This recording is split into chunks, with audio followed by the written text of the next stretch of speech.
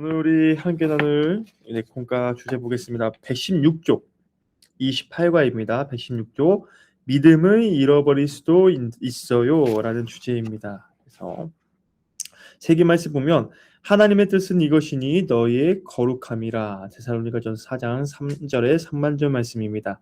이를 목표는요, 성결에 대한 이야기인데요. 성결은 성령 충만의 은혜를 수반하는 성령 세례임을 안다. 두 번째, 성결은 점진적 성화의 과정 중에 순간적으로 체험하는 현재적 은혜임을 깨닫는다. 세 번째, 하늘 아버지께서 구하는 자에게 성령을 주시는 분이심을 고백한다입니다. 우리 저희가 지난 시간에는 성결에 대해서 배웠습니다. 우리가 신학적으로 우리의 이제 구원의 과정에서 우리가 칭의, 중생, 성결 이렇게 순서대로 말하는데요. 칭의를 잠깐 복습하면 칭의는 의롭다라고 인정받는 약간 이야기, 선언이죠. 법적인 선언, 의롭다라고 하나님께서 인정하신다. 중생은 우리가 다시 거듭난다. 네, 이제 죄의 자녀가 아니라 하나님의 자녀로 거듭난다, 다시 산다라는 의미죠. 그래서 중생. 성결은 무엇이라고 했나요? 거듭남으로 끝나는 것이 아니라 그 이후에 우리가 주님에서 거룩하게 살아가는 것, 우리 삶의 변화를 성결이라고 했습니다. 지난 시간에 제가 약간 맛보기로 성결은 성령과 연결됩니다. 성령 세례와 성결은 같이 이어집니다라고 표현을 했는데 오늘 그 내용을 좀 한번 나눠보겠습니다. 우리 마음 얘기해 보겠습니다. 네. 백슬라이딩은 영어로 백과 슬라이드에서 유래한 말로 뒤로 미끄러지다. 즉 앞으로 옆으로 미끄러지는 것이 아니라 뒤로 넘어가다, 뒤로 미끄러지다라는 의미를 가지고 있습니다. 하나님과의 관계가 식어버리고 신앙의 열정이 사라지고 죄로 다시 돌아가는 모습을 이제 가리킨다. 네, 뒤로 다시 돌아간다라는 것이죠. 예레미야 3장 22절에서 배역한 자식들아 돌아오라 내가 너희의 배역함을 고치리라는 말씀에서 배역함이 백슬라이딩에 속합니다. 배역함을 고치려면 어떻게 해야 할까요? 아니 보다 근본적으로 믿음이 뒤로 미끄러지지 않으려면 어떻게 해야 할까요? 우리 예수님을 믿고 구원의 확신을 경험한 중생 체험의 이후에 거기 머물러서는 안 됩니다. 밑줄 한번 치겠습니다. 예수님을 믿고 구원의 확신을 경험한 중생의 체험 이후에 거기 머물러서는 안 된다. 중생한 이후에 우리의 삶에 대해서 우리가 집중해야 됩니다. 라는 것입니다. 이 내용을 간단하게 말하면 믿음을 잃어버릴 수도 있어요 라는 부분은 우리 이제 성결교단에서 무엇이라 말하냐면 그럴 수 있다라고 말하는 것입니다. 우리가 주님을 믿고 나서 우리가 세상적으로 다시 예전에 주님을 믿기 전으로 돌아갈 수도 있다라는 거예요. 구원의 은혜를 받고 믿음의 확신을 가진 사람들도 언제 걸려 넘어지고 뒤로 쓰러질지 모른다라고 성경은 기록하고 있습니다. 그래서 우리가 나 예수님 믿었어, 구원의 확신이 있어, 끝이 아니라 그 이후에 그 확신을 가지고 그 은혜를 가지고 우리가 어떻게 살아가야 될 것인가를 우리는 고민해야 되고 그것을 보통 우리는 성결이라고 말하는 것입니다. 우리 117조 우리 고백도 함께 한번 보겠습니다. 믿음을 잃어버리지 않으려면 어떻게 해야 하나요? 이제 믿음을 잃어버리지 않게 한 방법에 대해서 말하고 있습니다. 예수님이 세례 받으실 때 성령님이 임재하셨습니다. 밑줄 한번 치겠습니다. 성령님이 임재하셨다. 중요한 힌트입니다. 우리가 믿음을 잃지 않고 신앙의 열정이 식지 않고 우리가 무엇인가 예전의 삶을 돌이키지 않기 위한 방법은 무엇이냐? 성령님의 임재가 필요하다. 세례자 요한은 예수님이 성령과 불로 세례를 주시는 분이라고 소개합니다. 부활하신 예수님은 승천하시기 직전 내가 내 아버지께서 약속하신 것을 너희에게 보내리니 라고 말씀하셨습니다. 여기서 약속하신 것은 무엇일까요? 보혜사, 성령님. 한번 적어주세요. 약속하신 것은 성령님이다. 그래서 제자들은 예루살렘으로 돌아가 성전에서 하나님을 찬송하고 다락방에서 모여 기도했습니다. 우리가 잘 아는 이제 오순절 마가의 다락방 이야기입니다. 오순절에 기록되기를 그들이 다 성령의 충만함을 받고 성령이 말하게 하심을 따라 다른 언어들로 말하기를 시작했다. 성령 세례, 성령의 임재에 대한 이야기죠. 예수님의 마지막 부활, 승천, 오순절 성령 강림 사건은 밑줄 한번 쳐주시기 바랍니다. 성결의 은혜가 간절히 소망하는 성도들에게 세례처럼 순간적으로 임재하셔서 충만케 하시는 능력이라는 것을 경험했던 첫 번째 사건이다. 즉 성경에서 기록한 성령 세례, 성결의 역사가 시작되는 성령 세례가 처음 나타난 그 사건이 어디냐? 바로 이 오순절 성령 강림 사건이다. 그리고 이 성령 강림 사건을 통해서 그 이후에 교회가 탄생됩니다. 그전에 예수님 믿는 자들은 다 있었지만 그들이 함께 모여서 기도하기에 힘쓰고 예배하고 함께 물품을 나누고 서로 구제하고 이런 구체적인 그 모습이 나오는, 교회가 나타나는 모습이 나오는 그 계기가 무엇이냐? 성령 강림 사건, 즉 성령의 역사로 통했다라는 것입니다. 존 웨슬리라는 분을 우리가 잘 아는 이제 유명한 이제 감리 교회의 창시자라고 할까요? 감리 교회에 영향을 준 유명한 사람입니다. 우리 성경과도 관련이 있습니다. 이 존 웨슬리는 거듭남의 은혜인 중생이 거룩한 성결의 은혜를 받기 위한 초기 성화다라고 말합니다. 성화는 거룩해지는 것을 의미합니다. 거룩해지는 것. 그래서 초기 성화라는 것은 이제 성화의 첫 시작이 중생이다. 그 말은 무엇일까요? 중생이 끝이 아니다라는 것입니다.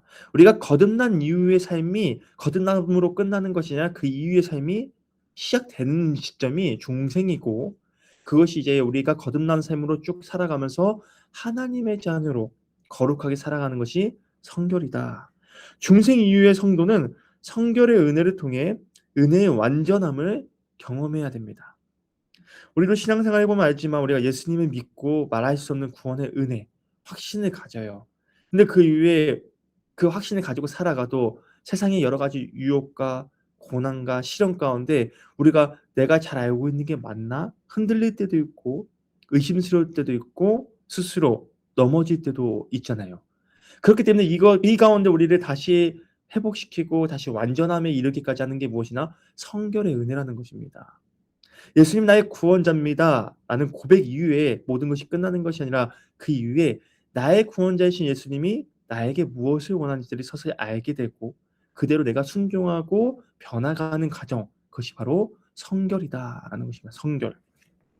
그래서 성결의 은혜는 밑줄 쳐주시기 바랍니다. 성령 안에서 하나님의 사랑의 충만함을 경험하는 특별한 은혜입니다. 네. 그래서 성도는 이 은혜로 받은 사명을 감당할 힘을 얻기도 하지만 더 중요한 것은, 밑줄 쳐주세요. 더 중요한 것은 그리스도인다운 성품의 변화가 주어진다는 것입니다.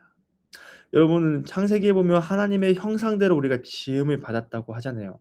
하나님의 형상, 이 형상이라는 표현 안에는 외적인 요소, 우리의 외적인 요소도 있지만 내적인 하나님의 성품이 부어졌다라는 의미를 가지고 있습니다. 즉 우리가 형상을 회복한다는 것은요, 우리 안에 몸과 마음이 하나님의 뜻대로 변화된 삶을 살아가는 것을 의미합니다. 즉 우리 안에 악한 것이 원래 없는 상태였다는 것이고 그 안에서 하나님의 마음을 가지고 우리가 살아갔다. 인자함과 자비와 사랑이 가득한 존재였다는 것입니다. 그래서 우리가 성결의 은혜 통해서 우리가 그리스도인다운 성품의 변화가 주어진다. 하나님은 성령 충만한 성령세를 통하여 하나님이 싫어하시는 죄를 단순히 억제하는 정도가 아니라 나 이렇게 살면 안 돼. 이거 하나님 싫어하시지. 이렇게 해서 우리가 억제하는 정도가 아니라 죄의 본성을 이기게 하신다라는 것입니다. 그 유혹을 막 피하고 버티는 것이 아니라 그것을 승리케 하신다라는 것입니다. 그래서 바울은 우리가 종일 주를 위하여 죽임을 당하게 되며 당할 양같이 여김을 받았으나 그 어떤 환난이나 공고나 박해나 기근이나 적신이나 위험이나 칼도 그리스도의 사랑에서 끊을 수 없다고 말합니다. 성결의 은혜를 체험한 사람은요, 이제는 여러 가지 시험과 어려움 속에서 낙담하고 좌절하고 멈춰 있는 것이 아니라, 그래서 내가 포기하는 것이 아니라 그것에서 오히려 그 가운데 하나님을 바라볼 수 있게 된다. 주님의 사랑에 거하면서 내가 주님의 자녀로 변화된다라는 것입니다. 오히려 이 모든 일에 우리를 사랑하시기로 말미암아 우리가 넉넉히 이긴다. 즉 승리하는 삶을 살아간다. 성결은 성령 세례를 통해서 하나님의 뜻대로 살아가는 것을 의미합니다. 그리고 이것을 보여주신 분이 누굴까요? 하나님 말씀 순종하고 고난과 유혹의 순간에서 하나님의 뜻을 끝까지 이루신 분. 성경이 말하는 예수 그리스도. 즉 예수님이 말씀하시잖아요. 내가 세상을 이기었노라. 즉 우리에게 원하시는 것은요. 세상과 분리돼서 도망쳐라. 좀 분리돼서 그냥 따로 살아라 이런 의미가 아니라 세상에 나아가서 세상을 이기는 존재가 되라. 즉 이제는 더 이상 죄의 유혹과 고난 속에서 넘어지고 일어서고 반복하는 삶이 아니라 결국에는 승리한다는 믿음을 가지고 살아라라는 말입니다. 우리 118쪽 한번 보겠습니다. 그럼 성결의 은혜는 점진적인 과정인가요? 순간적인 체험인가요? 이거 약간 신학적인 좀 내용이에요. 약간 좀 어려울 수도 있지만 간단하게 좀 쉽게 여러분들께 좀 설명하겠습니다. 성결의 은혜라는 것이 아까 여러분께 말씀드렸습니다. 칭의, 중생, 거듭난 이후의 삶이라고 했어요. 거듭난 이후의 삶은 그 삶의 과정이 좀 길잖아요. 하나님 나라에 이를 때까지 우리가 이 땅에서의 삶을 의미합니다. 그렇죠? 그러니까 대부분의 사람들이 언제 예수님을 믿고 거듭났냐에 따라서 그 이후에 이 땅의 삶이 뭐 처음부터 믿었으면 7, 80년 될 수도 있고 나중이면 30년 될 수도 있고 뭐 모르겠지만 그 과정이 분명히 성결의 과정이다라고 보통 말합니다. 왜냐면 하나님이 부르신 그날까지 우리는 거룩한 삶을 이 땅에서 살아야 되는 존재이기 때문이죠. 그래서 사람들이 이것을 점진적인 과정이라고도 생각을 합니다. 시간이 오래 걸리고 천천히 단계를 밟아가면서 성장하는 것이지라고 생각하기도 하고요. 또 어더이들은 아니야. 갑자기 나에게 누군가 땡 때린 것처럼 순간적으로 변할 수 있는 게 성결이다라고 사람들이 많이 의견이 분분한데 둘 다 맞는 표현입니다. 사실은. 그래서 그 내용이 무엇인지 한번 보겠습니다. 성결의 은혜를 받고자 하는 성도는 항상 밑줄 쳐주시기 바랍니다. 말씀과 기도로 경건의 삶에 힘써야 합니다. 우리 바울이 말하기를 말씀과 기도로 우리가 거룩하여진다라고 말한 것처럼 우리가 거룩한 삶, 우리가 성결한 삶을 살고 싶다 한다면 우리는 항상 말씀과 기도로 경건한 삶에 힘써야 한다. 성결의 은혜를 사모할 때 성령의 역사를 경험하기 때문입니다. 그러면 성결의 은혜라고 할 때 우리가 절대 놓치지 말아야 될 것이 뭐냐면 성결은 성령과 연결돼요. 성령 체험을 했느냐, 성령 세례를 받았느냐라는 것을 의미하는 게 바로 성결입니다. 그래서 성결의 체험을 점진적 성화의 과정 중에 순간적으로 체험하는 은혜라고 말합니다. 이 점진적이라는 게 긴 성화의 과정 중에 중생 거듭나고 난 다음에 하나님 나라에 이르기까지가 우리가 이제 거룩해지는 과정, 성화의 과정인데 여기서 우리가 성결은 점진적인 이 성화의 과정 중에 순간적으로 은혜를 받는 성령을 통해서 우리가 순간적인 체험을 하는 것을 보통 성결의 체험이다라고 말합니다. 성결의 체험은 이렇습니다. 이제 좀 주된 내용입니다. 예수님을 믿고 거듭난 후에 이것이 쉽게 말하면 중생 이후에 어느 순간 밑줄 쳐주세요. 어느 순간 하나님의 말씀이 살아있는 검처럼 마음의 생각과 뜻을 판단한다. 하나님의 말씀이 거듭난 우리를 깨끗하고 거룩하게 한다. 성결의 체험을 하면 예수의 피가 우리를 모든 죄에서 깨끗하게 하셨음을 알게 된다. 여러분들 여기에 특징이 무엇일까요? 말씀입니다. 저희 말씀. 아까 말씀드렸죠. 거룩한 삶, 성결한 삶은 두 가지로 우리가 거룩해진다고 말했어요. 말씀과 기도로 우리가 거룩해진다. 제가 우리가 말씀 가운데 더 깊어지고 말씀을 더욱더 사모할 때 그때 성령이 역사하셔서 그 말씀으로 하여금 우리를 변화시키는 겁니다.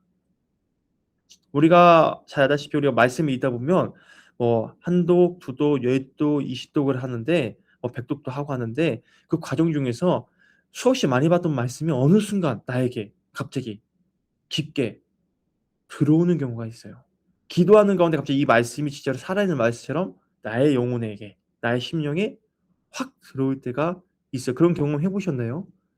말씀 가운데 우리가 이런 경험할 수 있는 것입니다. 우리가 특별한 기적을 경험하지 않고 말씀을 묵상하면서도 이 놀라운 경험을 할 수 있다. 그래서 이 경험 가운데 이제 깨닫게 되는 거예요. 전에는 문자로만 보였던 말씀이 어느 순간 이 안에 있는 하나님의 말씀, 그리고 나에게 이렇게 살으라고 말씀하시는 거구나.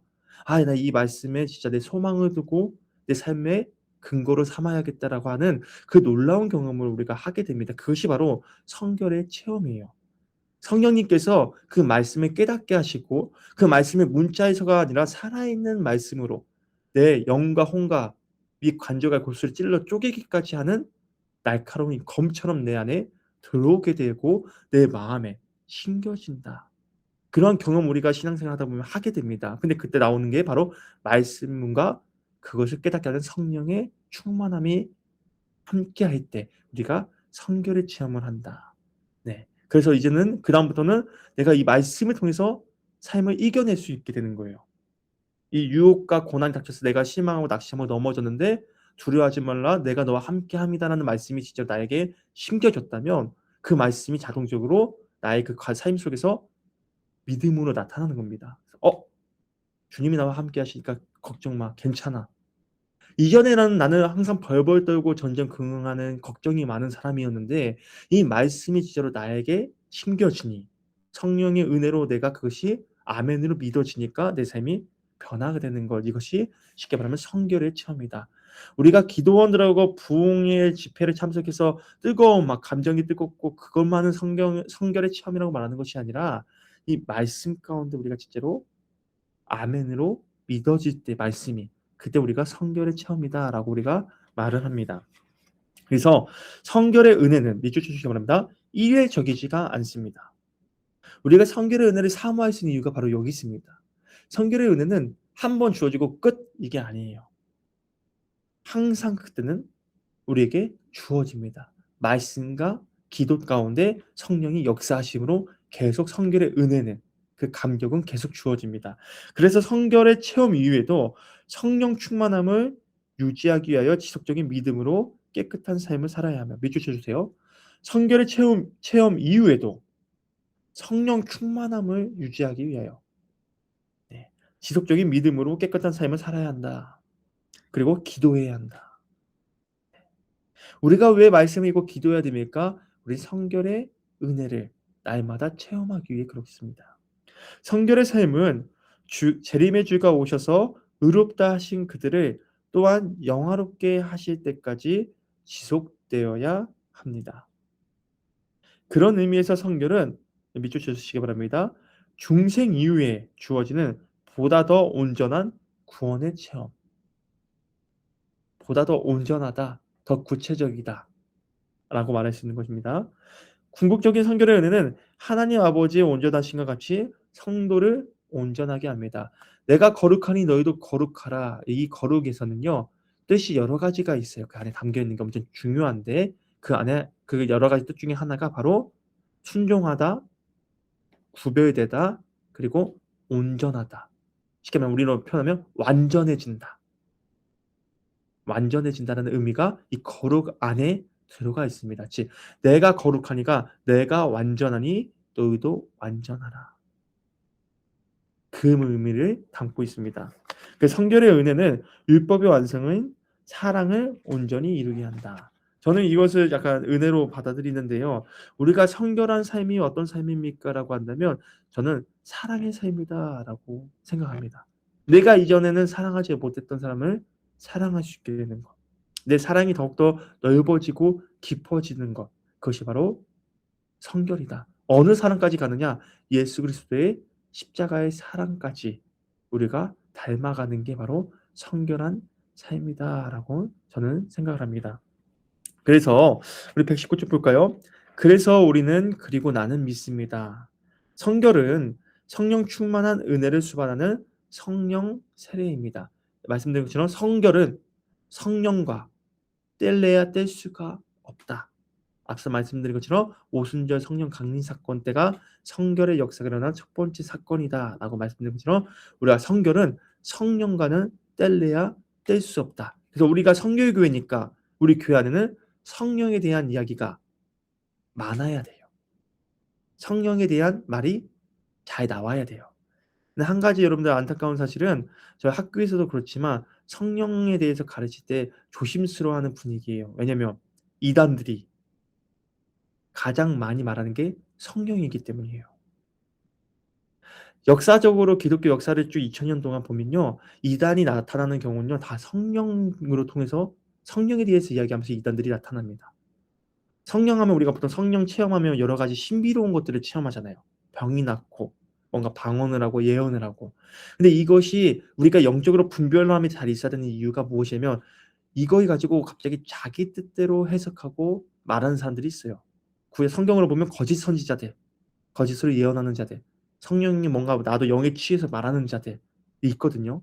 그렇기 때문에 지금의 이단들도 이 성령에 대해서 계속 말해요. 그러니까 우리가 말하는 정통교회, 우리가 말하는 그 건강한 교회뿐만이 아니라 이 이단들 또한 공통적으로 무엇을 말하면 성령에 대해서 말해요. 그래서 우리가 성령에 대한 분별함이 필요합니다. 분별함이 필요해요. 그래서 우리가 성령을 말할 때 요즘은 그래서 교회에서 성령에 대해서 말을 잘 안 하려고 해요. 괜히 좀 오해받을 거일까 싶어서. 그런데 성결교회는요. 반드시 성령에 대해서 말을 해야 됩니다. 성령 충만하십시오. 성령 세례 받으시오. 성령의 임재를 구하십시오. 그래서 여러분들이 기간 모임을 하든 구역 모임을 하든 첫 번째 모였을 때 기도하면서 구해야 될 것이 뭐냐면 성령의 임재를 꼭 구하셔야 합니다. 우리 성결의 은혜를 간구하는 이 성결교회에서는 더더욱 우리가 성령 충만합시다. 성령님이 이 자리에 임하여 주옵소서라는 기도를 구역장님들이 꼭 해주셔야 돼요. 그래서 여러분들이 만약 그것을 놓치고 있다면 꼭 우리에게 성령에 대해서 자연스럽게 잘 말할 수 있는 분위기를 여러분들이 꼭 만들어 주시기 바랍니다. 그 다음에 성결은 점진적 성화의 과정 중에 순간적으로 체험하는 현재적 은혜입니다. 내용이 어려워요. 이거 사실 여러분들 다음 주에 물으면 기억 못할 겁니다. 이거 신학적으로 저희가 학교에서 배우는 약간 그런 문구여서 쉽게 말하면 그렇게 이렇게 생각하시면 되겠습니다. 성결은 성령 체험이다. 그냥 이렇게 생각해 주세요. 성령 체험이다. 그 성령 체험이 여러 번 우리는 나타날 수 있다는 거예요. 여러 번 나타날 수 있다. 그래서 성결은 성령 체험과 연결된다라고 여러분들이 기억하시면 되겠습니다. 점진적 성화, 순간적인 체험, 현재적 은혜 이런 거 다 어려우니까 빼시고 그냥 성결은 성령 체험이다. 성결은 성령의 체험하는 것이다. 아까 말씀드린 것처럼 말씀이 갑자기 살아있게 우리가 들어오는 것도 되고요. 우리가 부흥회 같은 데서 갑자기 내 안에 영이 뜨겁게 불타오르는 것처럼 뜨거움을 경험하는 것도 되고 내 안에 전에 몰랐던 것을 갑자기 깨닫게 하심으로 이렇게 살아야겠다라고 우리가 결단을 나가게 하는 이 모든 일련의 과정이 다 성령 체험인데 이것을 우리는 성결의 은혜로 말합니다. 그래서 고백 나눔 보면요. 성결은 단번에 완성되는 것인가요? 아니면 시간이 걸리는 과정인가요? 이게 사실은 신학적으로 성결에 대한 중요한 논의예요. 논제인데 우리가 평신도모인 우리가 이런 것까지 다 알 필요는 없는 것 같고 제가 말씀드리면 성결은 둘 다 해당됩니다. 이렇게. 우리가 그리스도의 완전함, 아까 말씀드렸죠. 거룩하다는 것이 완전하다라는 의미를 가지고 있는데 주님의 십자가의 사랑 그 완전함에 이루기까지는 그 과정으로 볼 수가 있어요. 그죠? 우리가 그것을 닮아가야 되고 그 사랑의 깊이와 넓이에 우리가 닮아가야 되니까. 그런데 그 과정으로 가다가 이게 잘 되는 거야. 내가 죽기까지 할 수 있어? 라는 것이 아니라 그때에 따라서 주님께서 성령의 체험을 시키면서 우리가 그것을 깨닫게 하신다는 겁니다. 그래서 성결은 그 과정이면서 동시에 순간적인 체험이다. 둘 다 똑같은 거에 포함된다라고 여러분들이 생각하시면 되겠습니다. 성결의 은혜가 내 삶에 어떤 변화를 주었나요? 이게 가장 중요해요. 성결의 은혜. 이게 구분을 여러분이 좀 할 수 있으면 좋겠어요. 중생하고 성결에 대해서 여러분 제가 말씀드렸습니다. 중생은 예수님을 몰랐다가 예수님을 믿으면서 깨닫게 된 게 있잖아요. 내가 이제 구원을 받았구나. 다시 거듭났다. 다시 태어났다는 의미죠. 이 삶 이후에 우리가 신앙생활을 쭉 하지 않습니까? 보통 일반적으로 예수님 믿고 나서 우리가 신앙생활 쭉 하면서 그러면서 그 과정에서 우리가 또 깨닫게 하는 것들이 있어요. 아, 이게 하나님의 마음이었구나. 아, 이게 진짜 예수님이 이렇게 말씀하신 게 이런 의미였구나. 우리가 계속 깨닫게 되지 않습니까? 신앙생활 하면서. 그게 성결의 은혜다. 우리가 중생하면서 모든 걸 다 알지는 못해요.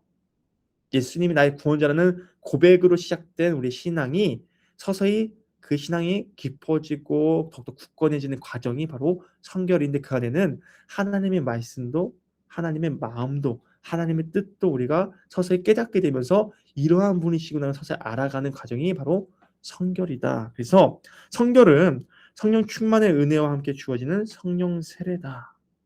그래서 내 삶의 변화, 제가 이전 27과에서 말씀드렸죠. 성결은 삶의 변화, 성품의 변화라고 말씀드렸습니다. 그래서 이 변화에 대해서 여러분들이 좀 많이 이야기해 주셨으면 좋겠어요. 그래서 오늘은 이제 믿음을 잃어버릴 수도 있어요. 이 제목만 보면 성결과 관련 없어 보이지만, 쉽게 말하면 믿음은 우리는 잃어버릴 수 있으니, 다시 세상이 좋아서 세상으로 돌아갈 수도 있으니, 우리가 예수님을 믿었다고 나의 구원자라고 고백해서 끝이 아니라 그것이 시작이고, 그 위에 우리는 신앙의 여정, 믿음의 여정, 선한 싸움을 싸워가는 우리는 그리스도인이다라는 것을 우리가 기억하시고, 성결의 은혜를 통해서 우리가 그렇게 살아가야 된다. 그리스도인은 그리스도의 성품을 닮아가야 된다라고 여러분들이 이해하시면 되겠습니다. 그래서 예수님을 믿고 난 이후의 삶이 성결한 삶이다 라는 것이 가장 우리가 한 문장으로 요약할 수 있겠어요. 성결은 예수님을 믿고 난 이후에 우리의 삶이다. 어떠한 삶입니까? 거룩한 삶이다. 주님의 성품, 주님의 사랑을 닮아가는 삶이 바로 성결입니다. 이것이 성령을 통해서 가능합니다. 성령을 통해서 이것이 가능합니다.까지 여러분들이 기억하시고 말할 수 있으면 좋을 것 같습니다. 네, 계속 이제 오늘까지는 성결에 대해서 말했습니다. 중생, 이제 칭의, 중생, 성결. 다음 시간에는 신유에 대해서 배울 거예요. 우리 성결교회의 사중복음 중에 하나인 중생, 성결, 그다음 신유, 그래서 병고침, 낫는 부분에 대해서 우리가 함께 은혜를 나누겠습니다. 네, 혹시 궁금한 거 있으실까요? 네, 항상 없으시군요. 그럼 제가 기도하고 기도 후에 부교부장님들만 남아주시면 감사하겠습니다. 기도하겠습니다. 사랑하는 시아버지 하나님, 오늘 저희가 함께 성결의 은혜에 대해서 은혜를 나눴습니다. 주님, 우리가 주님께 구원받았다는 확신 이후에 이 땅에서의 삶이 더욱더 주님을 닮아갈 수 있기를 소망합니다. 거룩한 삶이요, 주님을 닮아 온전한 삶이요, 또한 주님을 닮아 주님의 성품을 따라 살아가는 삶이요, 주의 십자가의 사랑을 전할 수 있는 삶이 될 수 있기를 소망합니다. 우리의 힘과 우리의 능력을 할 수 없사오니 우리에게 약속으로 주신 보혜사 성령님을 의지하여 우리가 살아가게 하여 주시고, 성령님께서 우리 안에 충만하게 임재하셔서 아버지 우리가 날마다 성결의 은혜를 누리며 함께하는 우리 도원교회 각 구역이 될 수 있도록 주께서 은혜 부어 주시옵소서. 언제나 우리 함께 계시는 예수님의 이름으로 기도합니다. 아멘.